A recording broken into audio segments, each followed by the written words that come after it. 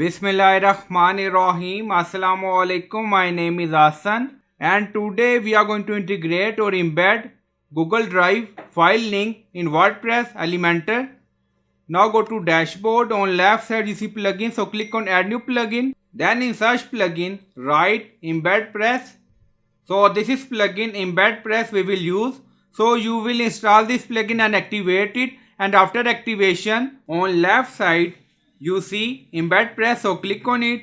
So we are in plugin global setting. Now you see global embed iframe, so you can set width and height according to requirement. Now go to Elementor page and refresh the page. On left side you see search widget, so right here embedpress. Now you see multiple widgets, so we are going to use this widget embedpress, so drag and drop here. And then on left side you see source name, default, embed link. Now paste Google Drive file link. Now you see multiple settings. Now you see Google Drive file link embed in our Elementor WordPress. Now you see style, so click on it. So you can do setting according to requirement and then click on publish. Now publish done. Go to website page and refresh the page.